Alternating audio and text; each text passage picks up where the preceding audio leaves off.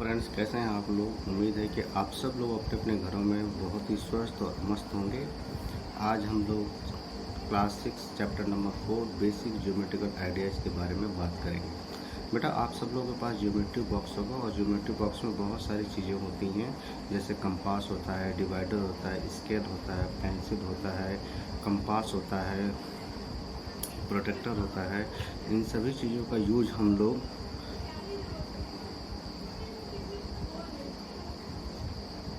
अलग अलग तरीके के डायग्राम बनाने में यूज करते हैं। जैसे हम पेंसिल से पॉइंट बनाते हैं, स्केल से लाइन बनाते हैं, फिर स्क्वायर बनाते हैं, फिर ट्रायंगल बनाते हैं, क्वाड्रिलेटरल बनाते हैं और भी डिफरेंट टाइप के शेप्स बनाते हैं। तो जिसमें हम जिनका हम यूज़ डिफरेंट टाइप्स के शेप्स अलग अलग चीज़ें बनाने में यूज करते हैं, वो जो आइडियाज़ होता है उसको हम बोलते हैं ज्योमेट्रिकल आइडियाज़। मतलब बड़ी बड़ी जो फिगर्स बनती हैं, जिसमें बहुत सारी चीज़ों को इन्वॉल्व किया जाता है, उनको बनाने में जो कॉन्सेप्ट यूज होता है उसको हम बोलते हैं ज्योमेट्री।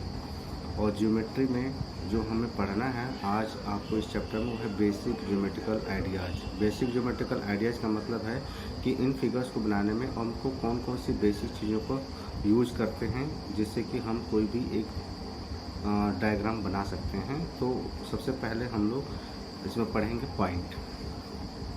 पॉइंट क्या होता है? पॉइंट का मतलब होता है एक सिंपल सा कोई भी, अगर हम पेन से डॉट लगा देते हैं, जैसे ये डॉट लगा दिया मैंने, तो इसको हम बोलते हैं पॉइंट।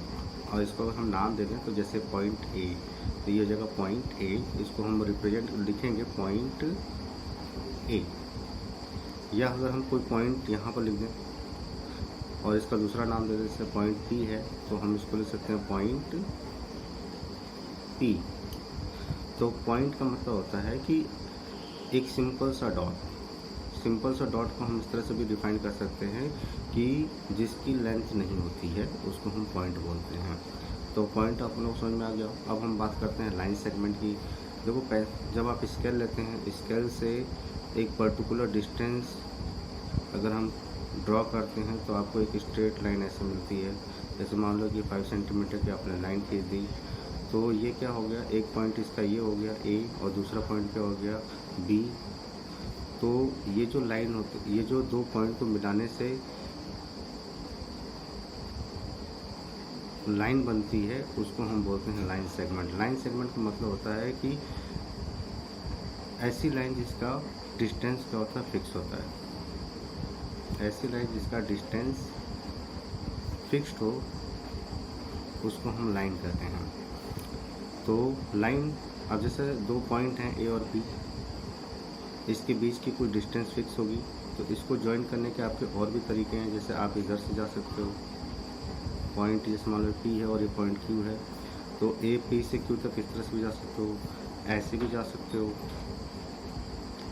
या फिर आप इसको इस तरह से भी जा सकते हो, या फिर ऐसे भी जा सकते हो। लेकिन इस डिस्टेंस को या फिर इस डिस्टेंस को या फिर इस डिस्टेंस को या इस डिस्टेंस को लाइन नहीं बोलेंगे। लाइन सेगमेंट का मतलब होता है जो सबसे छोटी डिस्टेंस होती है दो पॉइंट के बीच में, उसको हम लाइन सेगमेंट बोलते हैं। तो यहाँ पर हम लाइन सेगमेंट को रिप्रेजेंट करते हैं दोनों एंड पॉइंट से ए बी, और इसके ऊपर एक लाइन खींच देते हैं इस तरीके से, तो ये होता है लाइन सेगमेंट ए बी। या हम इसको रिप्रेजेंट करेंगे तो लिखेंगे पी क्यू और इसके ऊपर एक लाइन खींच देंगे तो ये होगा पी क्यू। लाइन सेगमेंट का मतलब होता है कि किसी भी दो पॉइंट के बीच में फिक्स डिस्टेंस को हम लाइन सेगमेंट बोलते हैं। इसके बाद होता है लाइन। लाइन का मतलब होता है, देखो, लाइन का मतलब होता है जैसे हमने दो पॉइंट ले लिया, एक पॉइंट ए ले लिया और दूसरा पॉइंट हमने बी ले लिया। अब यहाँ से अगर हमने ए को बी से ज्वाइन किया तो लाइन सेगमेंट है। लेकिन लाइन इसको हम तब बोलेंगे जब इसको हम बी के डायरेक्शन में भी आगे तक बढ़ा सकें और ए के डायरेक्शन में भी पीछे से बढ़ा सकें, तो उसको हम बोलते हैं लाइन। इसको हम बोलते हैं लाइन। तो लाइन का मतलब दो पॉइंट के बीच अगर हम ज्वाइन करें तो ये लाइन सेगमेंट मिलता है। लेकिन लाइन हम उसको तब बोलते हैं जब उस लाइन सेगमेंट को हम दोनों तरफ एक्सटेंड कर सकते हैं। जैसे बी के डायरेक्शन में भी एक्सटेंड कर सकें और ए के डायरेक्शन में भी एक्सटेंड कर सकें, तो उसको लाइन बोलते हैं। लाइन को हम रिप्रेजेंट करते हैं दोनों एंड पॉइंट ए बी से, और इस पर एक लाइन खींचते हैं और दोनों तरफ एरो बना देते हैं। दोनों तरफ एरो बनाने का मतलब हो गया कि ये लाइन है। लाइन का मतलब हो गया कि हम इसको बी के डायरेक्शन में भी आगे बढ़ा सकते हैं और ए के डायरेक्शन में भी आगे बढ़ा सकते हैं। तो लाइन सेगमेंट और लाइन में यही डिफरेंस होता है। लाइन सेगमेंट में डिस्टेंस फिक्स होती है, लाइन में डिस्टेंस फिक्स नहीं होती है। इनफाइनाइट लेंथ तक इसको बढ़ाया जा सकता है। अब लाइन जो है कई तरीके की होती हैं, जैसे इंटरसेक्टिंग लाइन। इंटरसेक्टिंग लाइन का मतलब होता है ऐसी दो लाइनें जो एक दूसरे को किसी न किसी पॉइंट पर मीट करती हैं। जैसे मैंने एक लाइन खींच दी ए बी और एक दूसरी लाइन खींच दी पी क्यू, तो देखो ये दोनों लाइनें हैं। तो इंटरसेक्टिंग इसको तब बोलेंगे जब ये किसी पॉइंट पर मीट करती हैं। जैसे यहाँ पर इस पॉइंट पर मीट कर रही हैं, इसको हम कोई पॉइंट देते हैं एम, तो इसको हम बोलते हैं intersecting line. Means A B और पी क्यू क्या है, इंटरसेक्टिंग लाइन है। जैसे हमने एक लाइन और खींची ए बी और दूसरी लाइन ऐसी खींच दी एम एन, तो अगर ये ए बी लाइन है और एम एन भी क्या है, लाइन है, तो इसका मतलब अब आप कहोगे सर ये दूसरे को इंटरसेक्ट नहीं कर रही हैं। ये इंटरसेक्ट कर सकती हैं, इंटरसेक्ट करेंगी, क्योंकि ये एम एन लाइन है, इसका मतलब हम इसको आगे तक एक्सटेंड कर सकते हैं। तो जब एक्सटेंड करेंगे तो दूसरे को क्या करेंगे, इंटरसेक्ट कर जाएंगी किस पॉइंट पर, एम पर। तो इसको हम इंटरसेक्टिंग लाइन बोलते हैं। जैसे हमने एक लाइन और ड्रॉ की, जैसे हमने मान लो कि पी क्यू ड्रॉ की और एक लाइन हमने इस तरह से ड्रॉ की ए बी। अब आप बोलोगे सर ये इंटरसेक्टिंग लाइन नहीं है, लेकिन बेटा ये इंटरसेक्टिंग लाइन है, क्योंकि जब आप इसको, ये ए बी लाइन है आपको पता है, और पी क्यू भी क्या है, लाइन है। तो अगर आप ए बी को आगे बढ़ाओगे बी के डायरेक्शन में, तो ये पी क्यू को किसी न किसी पॉइंट पर इंटरसेक्ट कर जाएगा। तो इसको हम ए पी क्यू और ए बी को भी क्या बोलते हैं, इंटरसेक्टिंग लाइन बोलते हैं। तो उम्मीद है कि आपको इंटरसेक्टिंग लाइन भी समझ में आ गया होगा। इसके बाद आता है पैरेलल लाइन। पैरेलल लाइन का मतलब होता है ऐसी कोई भी दो लाइन जिनके बीच की डिस्टेंस फिक्स होती है, उसको हम पैरेलल लाइन बोलते हैं। जैसे आपने रेल की पटरियाँ देखी होगी, रेल की पटरियाँ कैसी होती हैं, इस तरीके से बनी होती हैं, और इनके बीच की डिस्टेंस हर जगह क्या होती है, सेम होती है। तो इसको हम पैरेलल लाइन बोलते हैं। मीन्स अगर हम इसको ए बी मान लें और दूसरा क्या मान लें, पी क्यू, तो ए बी और ए बी एक लाइन है, पी क्यू भी एक क्या है, लाइन है। तो ए बी को पी क्यू का पैरेलल लाइन हम तब बोलेंगे जब इनके बीच की डिस्टेंस हर जगह क्या होगी, सेम। और इसको हम रिप्रेजेंट करते हैं ए बी, और ये सिंबल होता है पैरेलल लाइन का, और A B parallel to P Q, A B parallel to P Q, ठीक है। जैसे आपने सीढ़ी देखी होगी, सीढ़ी ऐसी होती है। इसको मान लो कि एम एन एक लाइन है, और यहाँ पर पी क्यू एक दूसरी लाइन है। तो इन, अगर ये सीढ़ी है तो इनके बीच की डिस्टेंस क्या होगी, सेम होगी। तो अगर इनके बीच की डिस्टेंस हर जगह सेम होती है, तो हम एम एन और पी क्यू इन दोनों लाइनों को पैरेलल लाइन बोलते हैं। और पैरेलल लाइन को हम इस तरह से रिप्रेजेंट करते हैं, M N parallel to P Q. Parallel line समझ में आ गया। इसके बाद एक और लाइन होती है जिसको हम परपेंडिकुलर लाइन बोलते हैं। परपेंडिकुलर लाइन का मतलब होता है कि ऐसी लाइन जो एक दूसरे के साथ 90 डिग्री का एंगल बनाती हैं। जैसे मान लो कि अगर आपने एक लाइन ऐसे ड्रॉ की ए बी, और एक लाइन आपने ऐसे ड्रॉ की पी क्यू, तो लाइन ए बी और पी क्यू एक दूसरे के साथ यहाँ पर कितने डिग्री का एंगल बनाते हैं, 90 डिग्री का। तो इसको हम बोलते हैं perpendicular line. Means A B और पी क्यू क्या है, परपेंडिकुलर लाइन है, ठीक है। और इनको हम इंटरसेक्टिंग लाइन भी बोलेंगे, क्योंकि पी क्यू लाइन है और ए बी भी लाइन है, तो हम पी क्यू को आगे बढ़ा सकते हैं। तो आगे जब बढ़ाएंगे तो एक दूसरे को किसी न किसी पॉइंट पर इंटरसेक्ट कर जाएंगे। तो पी क्यू और ए बी जो है इंटरसेक्टिंग लाइन है, और अगर ये एक दूसरे के साथ 90 डिग्री का एंगल बनाती हैं, तो हम इनको परपेंडिकुलर लाइन बोलते हैं। और परपेंडिकुलर लाइन को हम इस तरह से रिप्रेजेंट करते हैं, जैसे हम यहाँ पर लिखेंगे पी क्यू एक लाइन है, और ये परपेंडिकुलर का सिंबल है उल्टा टी, और पी ए बी, तो हम इसको लिखेंगे P Q perpendicular to A B. Means P Q line जो है ए बी पर परपेंडिकुलर है, ठीक है। उसी तरीके से मान लो कि हमने एक लाइन ऐसे बना दी पी क्यू, और एक लाइन हमने ऐसे बनाई आर एस, और इनके बीच का अगर एंगल 90 डिग्री है यहाँ पर, तो हम यहाँ पर पी क्यू और आर एस को परपेंडिकुलर लाइन बोलेंगे और इसको हम इस तरह से लिखेंगे P Q perpendicular to R S.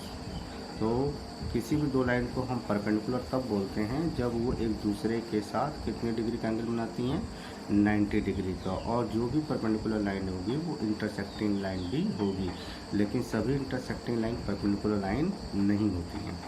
इसके बाद आता है नेक्स्ट है कर्व। कर्व का मतलब होता है कि जैसे आपने पेन लिया और पेन लेकर स्ट्रेट लाइन नहीं बनाते, हम कोई भी ऐसे लाइन खींच देते हैं बिना पेंसिल को उठाए, इस तरह से हमने लाइन खींच देते, ये क्या हो गया, कर्व। जैसे हमने यहाँ पे एक कर्व बना दिया इस तरीके से, तो ये भी क्या है, कर्व। जैसे हमने यहाँ पर इस तरह से कर्व बना दिया, ये भी क्या है, कर्व। जैसे हमने यहाँ कहाँ पर इस तरह से बना दिया,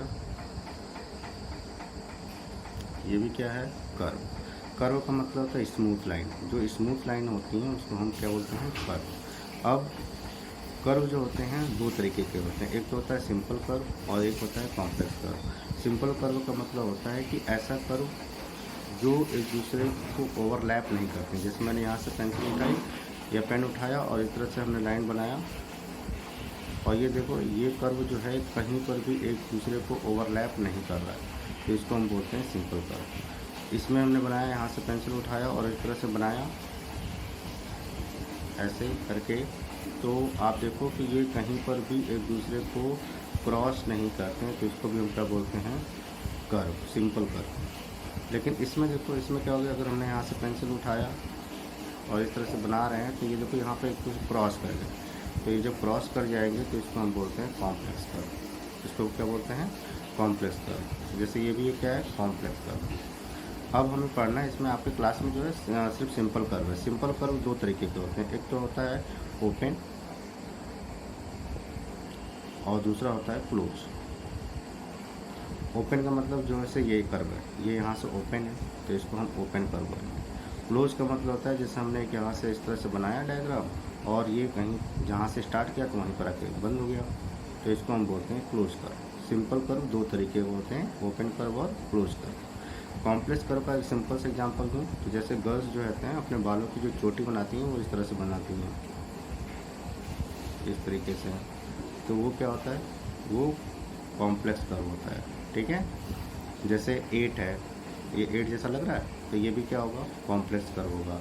अब सिंपल का मतलब हो गया, सिंपल का मतलब हो गया ऐसा कर्व जो कहीं पर भी एक दूसरे को ओवरलैप ना करे, मतलब एक के ऊपर से कट ना होकर जाए। जैसे ये कहीं पर कट नहीं हो रहा है दूसरे को, ये भी कट नहीं हो रहा है, तो इसको हम सिंपल बोलेंगे। सिंपल कर्व दो तरीके के होते हैं, एक होता है ओपन और दूसरा क्या होता है, क्लोज। ओपन का मतलब हो गया जो कहीं से खुला हो, जैसे ये खुला है तो इसको हम क्या बोलेंगे, ओपन सिंपल कर्व। और जो बंद हो जाता है उसको हम क्या बोलते हैं, क्लोज सिंपल कर्व। ठीक है, अब नेक्स्ट है पॉलीगॉन।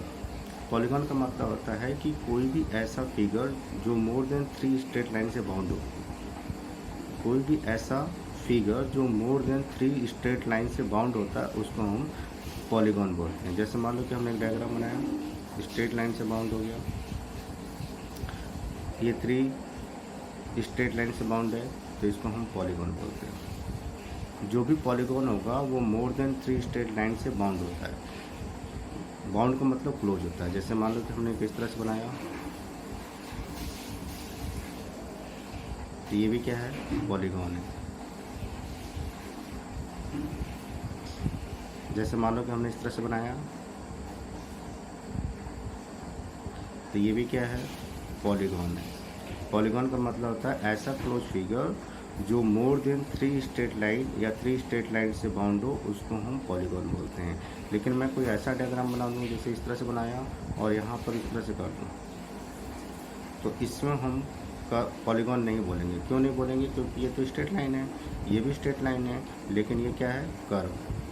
ठीक है, तो पॉलीगॉन का मतलब ऐसा क्लोज फिगर जो स्ट्रेट लाइन से बाउंड हो, उसको हम पॉलीगॉन बोलते हैं। ठीक है, अब पॉलीगॉन कई तरीके के होते हैं, जैसे जो 3 साइड से बाउंड होता है उसको हम ट्रायंगल बोलते हैं, जो 4 साइड से बाउंड होता है उसको हम क्वाड्रिलेटरल बोलते हैं, जो 5th साइड से बाउंड होता है उसको हम पेंटागन बोलते हैं, जो 6 साइड से बाउंड होता है उसको हम हेक्सागन बोलते हैं, जो 7 साइड से बाउंड होता है उसको हम हेप्टागन बोलते हैं, जो 8 साइड से बाउंड होता है उसको हम ऑक्टागन बोलते हैं, जो 9 साइड से बाउंड होता है उसको हम नाइनागन बोलते हैं, जो 10 साइड से बाउंड होता है उसको हम डेकागन बोलते हैं। लेकिन पॉलीगॉन का मतलब ये है कि कोई भी ऐसा क्लोज फिगर जो 3 या मोर देन 3 साइड से बाउंड हो। जैसे ये एक पॉलीगॉन है, ये भी एक क्या है, पॉलीगॉन है, ये भी एक क्या है, पॉलीगॉन है, लेकिन ये पॉलीगॉन नहीं है क्योंकि इसमें 2 तो स्ट्रेट लाइन है, लेकिन ये वाली साइड स्ट्रेट लाइन नहीं है, तो इसको हम पॉलीगॉन नहीं बोलेंगे। इसके बाद आता है नेक्स्ट है एंगल। एंगल का मतलब होता है कि जैसे सन रे निकलती है, तो अगर 2 रे एक ही पॉइंट से निकलती हैं, जैसे एक रे यहाँ से इस डायरेक्शन में गई, रे का मतलब क्या होता है, जिसका एक पॉइंट फिक्स होता है और एक डायरेक्शन में उसको इनफाइनाइट लेंथ तक बढ़ा सकते हैं।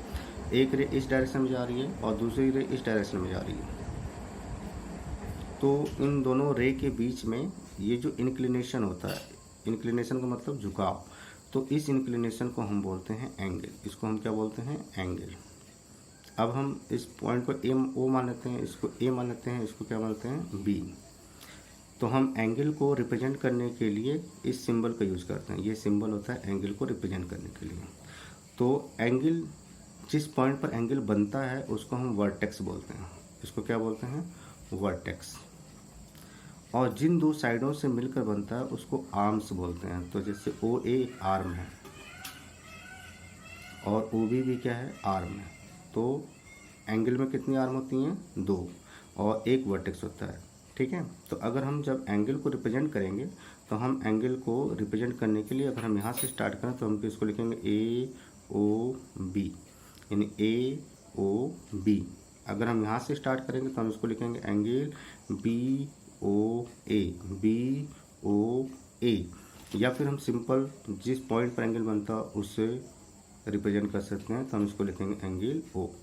तो एक एंगल को रिप्रेजेंट करने के लिए हमारे पास 3 तरीके हैं। इसको हम एंगल, ये तीनों चीज़ें एक ही एंगल को रिप्रेजेंट करती हैं, एंगल ए ओ बी, या फिर एंगल बी ओ ए, या फिर जिस पॉइंट पर एंगल बनता है उसमें एंगल का सिंबल लगा के और वो पॉइंट लिख दीजिए, तो एंगल ओ।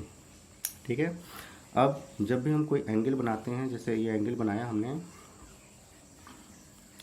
जैसे पी ओ क्यू, तो अगर कोई पॉइंट यहाँ पर मैंने लिखा, तो ये जो दोनों आर्म के बीच की एरिया होती है इसको हम बोलते हैं इंटीरियर, और दोनों आर्म्स के बाहर की जो एरिया होती है उसको बोलते हैं एक्सटीरियर। ठीक है, और अगर कोई पॉइंट यहाँ पर है, जैसे यहाँ पर पॉइंट एन है, तो इसके बोलेंगे on the arm of angle O P. तो जैसे कोई पॉइंट यहाँ पर है तो इसको बोलते हैं interior point of the angle. अगर कोई पॉइंट मान लो कि यहाँ पर मैंने टी लिख दिया, तो हम बोलेंगे exterior point of the angle. और अगर हम अपने पॉइंट एन इस एंगल के किसी आर्म पर बनाया है, तो हम इसको लिखेंगे point on the arm of angle. तो इसको हम बोलते हैं इंटीरियर, इसको बोलते हैं एक्सटीरियर, और इसको बोलते हैं on the arm of the angle. तो एंगल को हम इस तरह से रिप्रेजेंट करते हैं। इसके बाद आता है ट्रायंगल। ट्रायंगल का मतलब होता है कि कोई भी ऐसा पॉलीगॉन जो 3 स्ट्रेट लाइन से बाउंड हो उसको हम ट्रायंगल बोलते हैं। जैसे मैंने यहाँ पर ये एक पॉलीगॉन बनाया। पॉलीगॉन हमेशा ध्यान रखना है कि पॉलीगॉन का मतलब होता है जो 3 या मोर देन 3 स्ट्रेट लाइन से बाउंडेड फिगर हो उसको हम पॉलीगॉन बोलते हैं। तो यहाँ पर ट्रायंगल भी एक क्या है, पॉलीगॉन है। जैसे यहाँ पर इसमें 3 साइड हैं, एक साइड है ए बी, दूसरी साइड है बी सी, और तीसरी साइड क्या है, ए सी। तो ट्रायंगल हम उस पॉलीगॉन को बोलते हैं जो 3 साइड से बाउंड हो। अब ट्रायंगल में कुछ चीज़ें हमें ध्यान रखनी है। इसमें पहली चीज़ ध्यान रखनी है वर्टेक्स। वर्टेक्स का मतलब होता है जहाँ पर भी 2 साइडें मीट करती हैं ट्रायंगल को, उस पॉइंट को हम वर्टेक्स बोलते हैं। जैसे ए बी और ए सी, ये किस पॉइंट पर मीट कर रही हैं, पॉइंट ओ पर, ए पर। तो यहाँ पर जो पॉइंट ए है उसको हम वर्टेक्स बोलेंगे, वर्टेक्स ए। उसी तरह से BC और AC किस पॉइंट पर मीट कर रही हैं? C पर, तो हम इसको बोलेंगे वर्टेक्स C। उसी तरह से BC और AB किस पॉइंट पर मीट कर रही हैं? B पर, तो इसको हम वर्टेक्स B बोलेंगे। यानी किसी भी ट्रायंगल में कितने वर्टेक्स होते हैं? 3, vertex A, vertex B, vertex C। दूसरी चीज़ आपको ध्यान रखनी है कि इसमें लाइन, कितनी लाइनें होती हैं? 3 लाइनें होती हैं, AB, BC और CA, तो इसको हम बोलते हैं लाइन। तीसरी चीज़ आपको ध्यान रखनी है कि इसमें 3 एंगल होते हैं, एंगल A, एंगल B और एंगल C। तो एंगल A को हम 3 तरीके से रिप्रेजेंट कर सकते हैं, या तो हम एंगल A लिखें सिंबल बना के एंगल का, या फिर हम इसको लिखें एंगल BAC। जिस पॉइंट पर एंगल बनता है उसको हमेशा बीच में लिखेंगे, तो यहाँ पर लिखेंगे एंगल BAC, या फिर हम लिखें एंगल CAB, तो हम इसको लिखें एंगल CAB।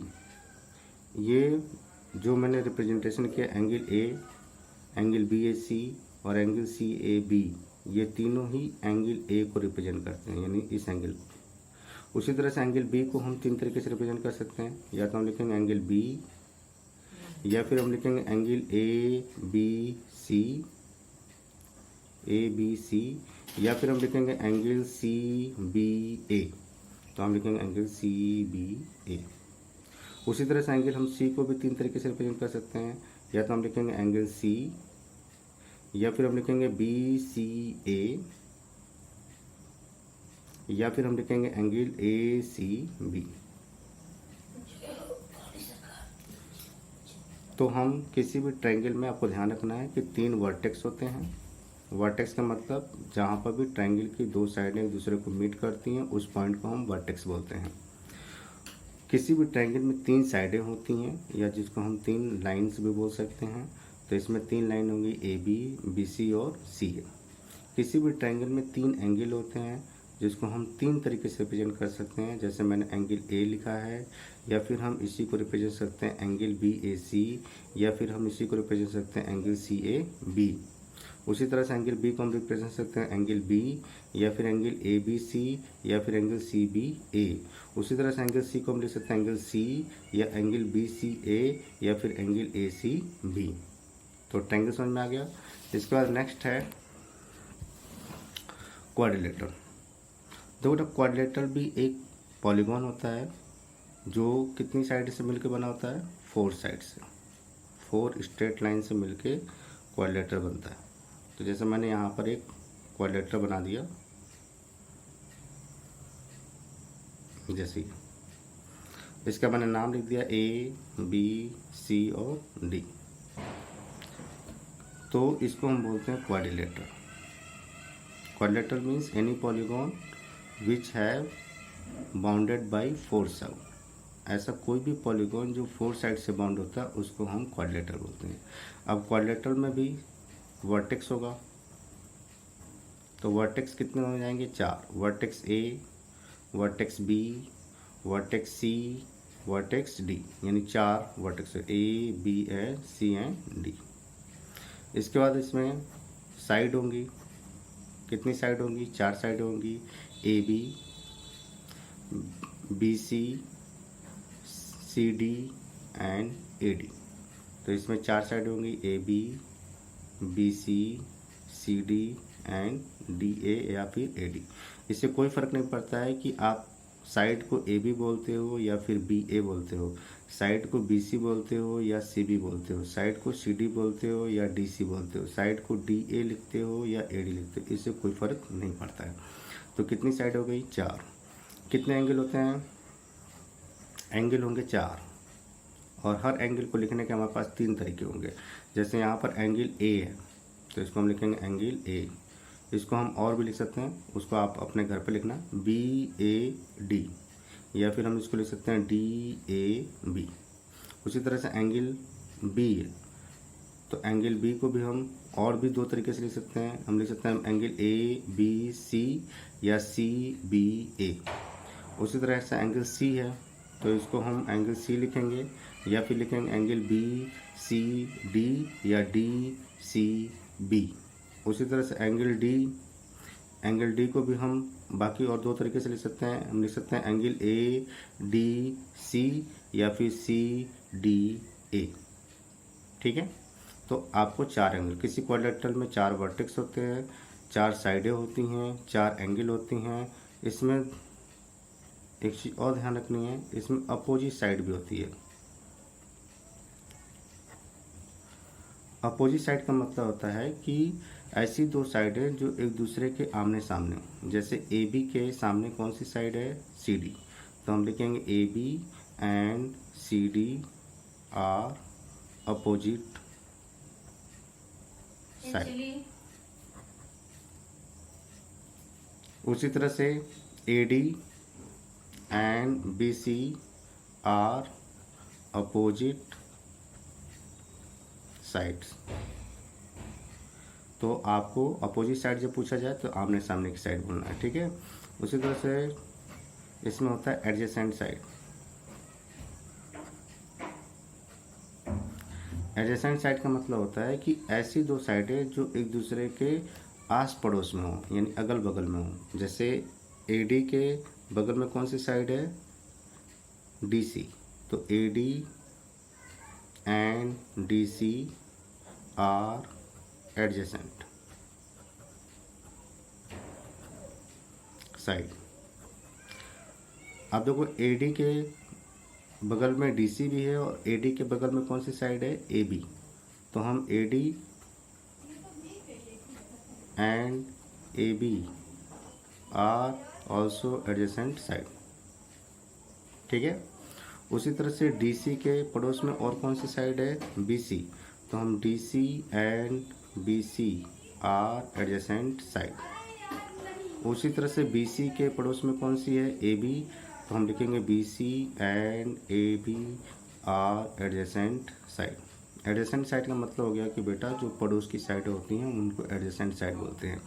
जैसे ए बी के पड़ोस में 2 साइड हैं, एक तो बी सी है, दूसरी कौन सी है? A D.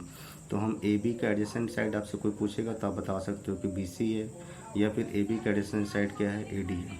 उसी तरह से अगर आपको ए डी का एडजेसेंट साइड पूछा जाए तो आप बता सकते हो कि ए बी है, या फिर क्या है? D C. उसी तरह से अगर आपको डी सी का एडजेसेंट साइड पूछा जाए तो आप बता सकते हो कि ए डी है, या फिर क्या है? B C. तो इसको हम बोलते हैं एडजेसेंट साइड। फिर आपको याद रखना इसमें छठी चीज़ डायगोनल्स। डायगोनल्स का मतलब होता है कि डायगोनल्स का मतलब होता है कि जब हम अपोजिट वर्टेक्स को ज्वाइन करते हैं तो जो लाइन सेगमेंट बनता है उसको हम बोलते हैं डायगोनल। जैसे हम यहाँ पर ए वर्टेक्स है, बी भी वर्टेक्स है, सी भी वर्टेक्स है, और डी भी क्या है? वर्टेक्स। तो अपोजिट वर्टेक्स क्या होगा? जो आमने सामने के वर्टेक्स होंगे उनको हम अपोजिट वर्टेक्स बोलते हैं। जैसे ए का अपोजिट वर्टेक्स क्या है? सी। बी का अपोजिट वर्टेक्स क्या है? डी। तो अगर हम ए को ज्वाइन कर दें किससे? सी से, तो यहाँ पर ए सी डायगोनल होगा। उसी तरह से अगर हम बी को ज्वाइन कर दें किससे? डी से, तो यहाँ पर बी डी डायगोनल होगा। तो क्वाड्रिलेटरल में आपको इतनी सारी चीज़ें याद रखनी है कि वर्टेक्स किसे कहते हैं, साइड किसे कहते हैं, एंगल किसे कहते हैं, अपोजिट साइड किसे कहते हैं, एडजेसेंट साइड किसे कहते हैं, और डायगोनल्स किसे कहते हैं। इसके बाद इसमें नेक्स्ट है सर्किल। सर्किल का मतलब कोई भी राउंड फिगर। जैसे आप कंपास लो, कंपास में पेंसिल लगाओ और पेंसिल के कंपास के पॉइंट को जैसे यहाँ पर रखो, और इस पॉइंट को फिक्स करके और आपने 5 सेंटीमीटर की रेडियस लेके आपने एक राउंड शेप बना दिया इस तरीके से, तो इसको बोलते हैं सर्किल। इसको हम क्या बोलते हैं? सर्किल। जो राउंड शेप होता है उसको सर्किल बोलते हैं। इसमें जो फिक्स पॉइंट होता है, ये जो ओ जिसको मैंने ओ से रिप्रेजेंट किया है, तो इसको fixed point O is centre, इसको हम सेंटर बोलते हैं। इसको हम क्या बोलेंगे? सेंटर। और ये जो इस तरह से हम लाइन ड्रॉ करते हैं कर्व शेप में, इसको हम सर्कमफ्रेंस बोलते हैं।